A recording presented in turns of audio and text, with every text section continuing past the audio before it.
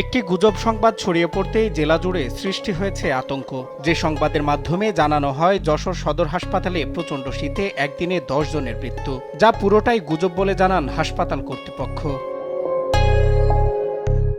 কয়েকদিন ধরে চলা প্রচণ্ড শীতে বিপর্যস্ত যশোরের জনজীবন। সকালের সর্বনিম্ন তাপমাত্রা রেকর্ড করা হয় 9.6 ডিগ্রি সেলসিয়াস। এতে ঠান্ডাজনিত রোগে একদিনে 10 জনের মৃত্যু হয়েছে এমন সংবাদ ছড়িয়ে পড়ে বিভিন্ন সংবাদ মাধ্যমে। তারপর থেকেই উদ্বিগ্ন হয়ে ছুটছেন রোগীর স্বজনরা। শীতের কারণে হাসপাতালে 10 জন মারা গেছে, তাহলে আমার দাদিও তো মারা গেছে। এবার এলাকায় তো কান্নাকাটি পড়ে গেছে, সে বিধিকিস্তি অবস্থা। তাড়াহুড়া করে হাসপাতালে গেলাম, যাই দেখি যে না, দাদি জীবিত আছে।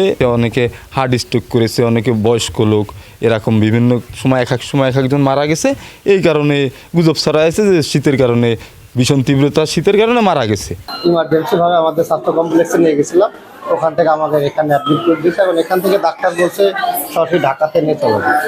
ঠান্ডার কারণে নিউমোনিয়া হয়েছিল, জ্বর আসে, জ্বর যায়। একমাত্র আরএফএল ক্লাস পাইপ নিশ্চিত করে প্রতি ইঞ্চিতে সঠিক থিকনেস ও সঠিক মাপ। পাইপের বস, না কিনলে লস। এর আগে যশোর জেনারেল হাসপাতালের জরুরি বিভাগের চিকিৎসক জুবায়ের আহমেদের বরাত দিয়ে ওই সংবাদটি ছড়ানো হলেও হাসপাতালের তত্ত্বাবধায়ক খবরটি মিথ্যা দাবি করে জানান বার্ধক্য সহ বিভিন্ন রোগে তাদের মৃত্যু হয়েছে। এটা আসলে আমারও তো একটু অবাক লাগছে বলে আমি ডিপার্টমেন্টের ডক্টর গৌতমের সাথে কথা বলছি।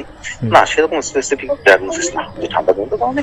হ্যাঁ, ঠান্ডা নিউমোনিয়া একটু বাড়ছে বয়স্ক লোকদের, বাচ্চাদের, কিন্তু ওইটা যে ঠান্ডার জন্য এটা আসলে স্পেসিফিক বলা যাচ্ছে না। এই জন্য আমরা ওইভাবে আমরা করি না।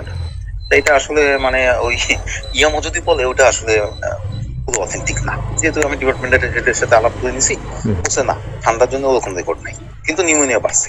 এদিকে হাসপাতালের রেজিস্ট্রার শাখার তথ্য বলছে গত 24 ঘন্টায় যশোর 250 শয্যা জেনারেল হাসপাতালে ঠান্ডাজনিত নানা রোগ নিয়ে 54 জন শিশু সহ মোট 290 রোগী ভর্তি হয়েছেন। তাদের মধ্যে কেউ মারা যায়নি। যারা মারা গেছেন তাদের ফুসফুস ও হার্টের সমস্যা সহ বার্ধক্যজনিত নানা রোগের চিকিৎসাধীন ছিলেন। তাদের বয়স 55 থেকে 70-এর মধ্যে।